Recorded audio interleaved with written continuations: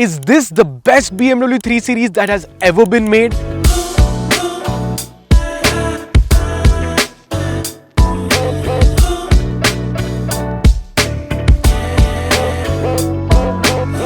This is the G20 330Li LCI II. That's a pretty long name, but I have been staying with this particular car for the last 10 days or so. I've driven it over 500 kilometers, and let me tell you why I think this is one of the best 3 Series that BMW has ever made.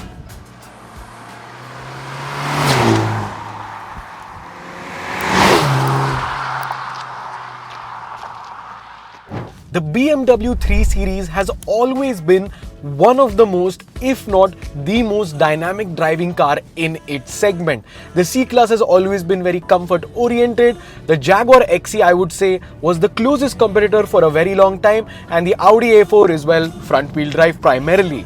So that makes the 3 Series one of the most fun, compact luxury sedans that you could ever purchase, and that statement holds true even today.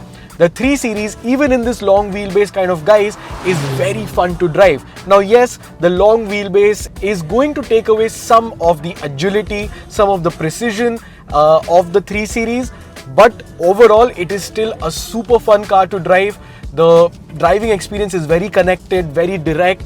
Pop it into sports mode, the throttle becomes sharper, the gear shifts become more aggressive, and the car just feels super taut and super ready to just go and attack some corners, which is very uncharacteristic of a proper luxurious sedan. The C300 doesn't even come close to the driving dynamics of the 3 Series, and that says a lot about the engineering that BMW has done with this chassis. Now, I've been driving this car for a very, very long time. Let me just check.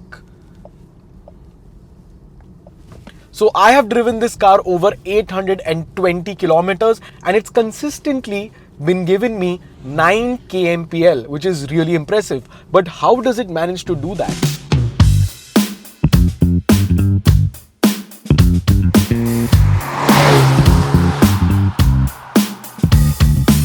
Under the hood of the 330Li LCI II, you still get a very familiar 2-liter turbocharged 4-cylinder engine called the B48. It makes 258 horsepower and 400 Newton meters of torque, and it's connected to a ZF 8-speed torque converter gearbox which only powers the rear wheels. That's why even though this is a proper luxury car, you can still have some fun with it because it can step its tail out. And being BMW, the traction control goes completely off, unlike Mercedes-Benz.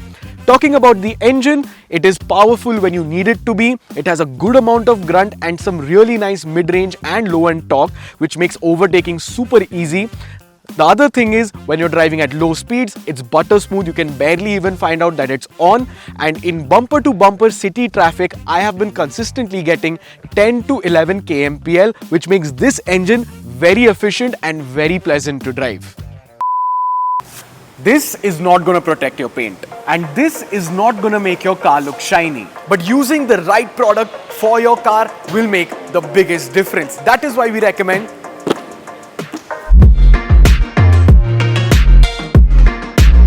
Icon Rock Clear, one of the best ceramic coating and PPF brands for your car. Traditional coatings fade, they scratch, they demand constant reapplications, and every detailing job feels like money wasted because it's just temporary shine that never lasts.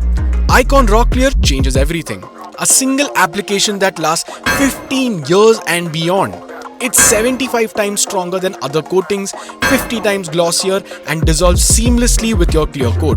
No reapplications, no costly maintenance, just pure lasting protection. But beware that there are a lot of fake products and fake brands in the market. So if you want genuine Icon Rock Clear products, there's only one place to go in Mumbai, which is CarSuit. So if you want to get this level of protection done to your car, well, you know where to go now.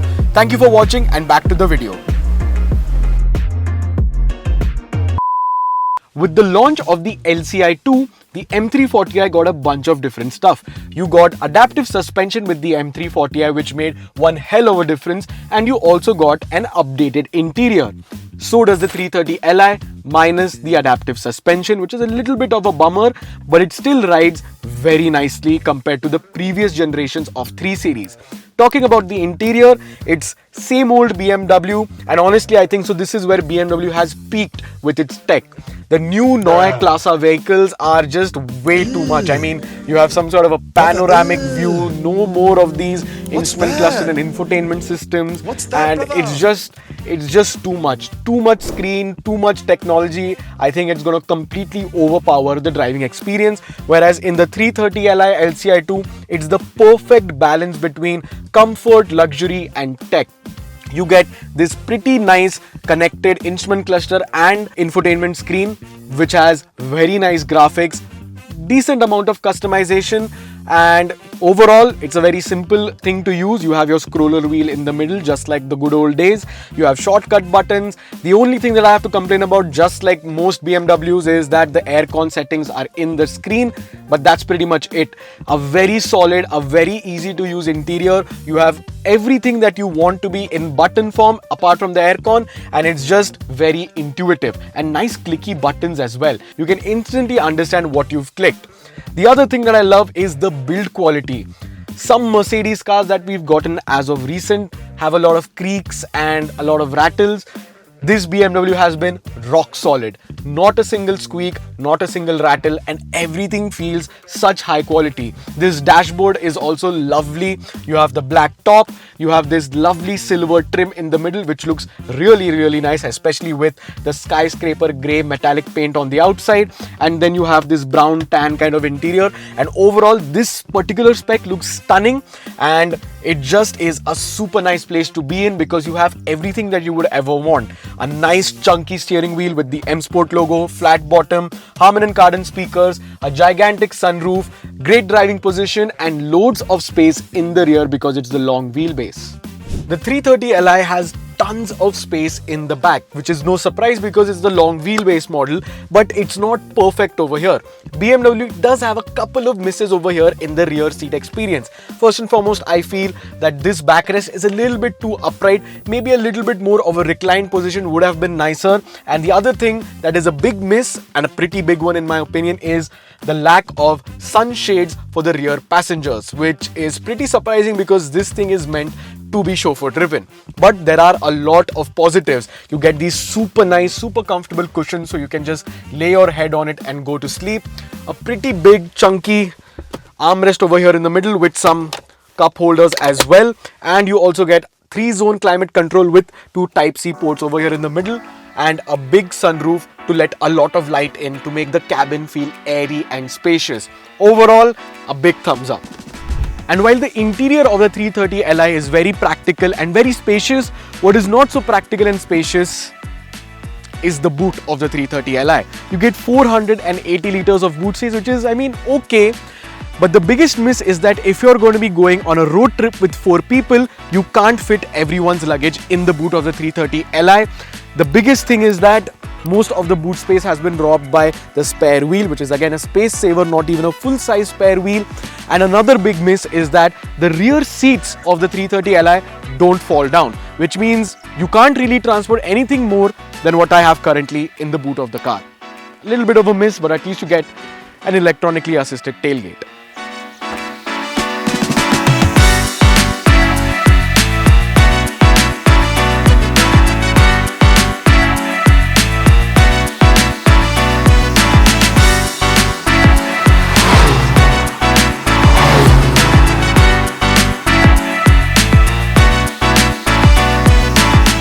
Now, I don't know if it's just me or if BMW has actually changed something, but the suspension of this new LCI II 330Li seems to be a little bit more comfortable than the outgoing LCI that BMW used to give out. And this definitely does not come with adaptive suspension, or at least that's the information that I could find on the internet.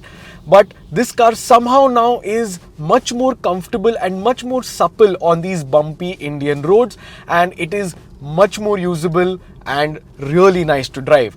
The older 330Li, even though it wasn't like an M340i as well, like an M Lite, it still was pretty stiff in some areas. But with this new LCI II, everything just has toned down a bit. It's just more calm, it's just more floaty and bouncy on the road, which is honestly a big thumbs up, because the older 330Li was just throwing you around, shuffling you around, but this just kind of soaks up the road much better.